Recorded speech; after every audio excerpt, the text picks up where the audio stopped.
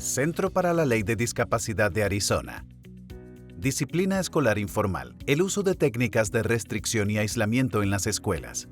La restricción y el aislamiento son técnicas que los centros escolares utilizan para intervenir cuando los alumnos tienen un comportamiento que puede perjudicarles a ellos mismos o a otros. Según la ley de Arizona, se entiende por sujeción cualquier método que inmovilice o reduzca la capacidad de un alumno de mover libremente el torso, los brazos, las piernas o la cabeza, incluida la fuerza física o los dispositivos mecánicos. Aislamiento significa el confinamiento involuntario de un alumno solo en una habitación de la que se impide la salida. ¿Cuándo pueden las escuelas utilizar legalmente la restricción o el aislamiento de un estudiante? Un centro escolar puede utilizar legalmente la contención o el aislamiento de un alumno cuando se dan ambas circunstancias. El comportamiento del alumno representa un peligro inminente de daño corporal para el alumno o para otros, y las intervenciones menos restrictivas parecen insuficientes para reducir el peligro inminente de daños corporales. En otras palabras, la restricción y la reclusión solo deben utilizarse cuando el comportamiento del alumno es tan extremo que es probable que acabe haciéndose daño físicamente a sí mismo o a otros. Las técnicas de restricción o aislamiento no pueden utilizarse como castigo por comportamientos pasados, para controlar conductas no peligrosas como gritar o negarse a seguir instrucciones, o una vez que el peligro ha pasado.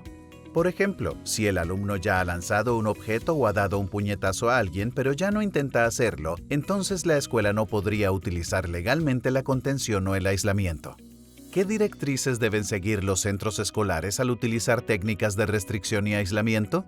Cuando las circunstancias son apropiadas para el uso de la restricción o el aislamiento, las escuelas deben seguir estas directrices. Mantener la mirada constante sobre el alumno. Terminar la contención o el aislamiento tan pronto como el comportamiento del alumno deje de representar un peligro inminente. Permita que solo el personal capacitado utilice estas técnicas. Y solo utilizar técnicas de restricción y aislamiento que se ajusten a la edad y tamaño del alumno. ¿Deben las escuelas informar de los incidentes de restricción y aislamiento a los padres del niño? Sí, después de que la escuela utilice una técnica de restricción o aislamiento en un estudiante, debe seguir estos procedimientos de información y documentación.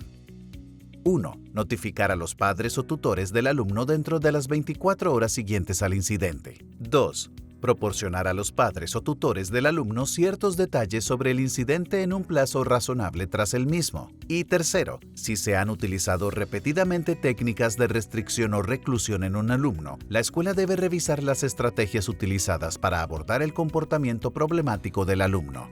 ¿Qué pasa si la escuela de mi hijo no utiliza la contención o el aislamiento de forma adecuada con mi hijo? Una reciente decisión judicial sostiene que la Ley de Restricción y Reclusión de Arizona otorga a los padres el derecho a presentar una demanda civil contra una escuela si ésta no cumple con los requisitos de información establecidos en la ley.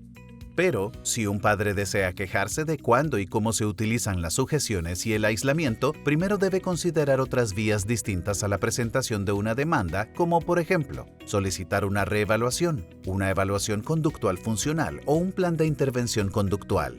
Presentar una queja ante la Oficina de Derechos Civiles del Departamento de Educación de los Estados Unidos. Presentar una denuncia a la policía.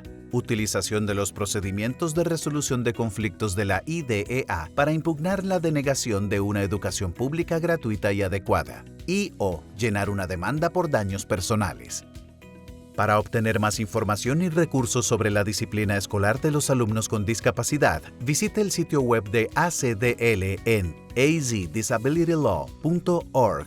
Financiación de este video proporcionada por el Consejo de Planificación de Discapacidades del Desarrollo de Arizona.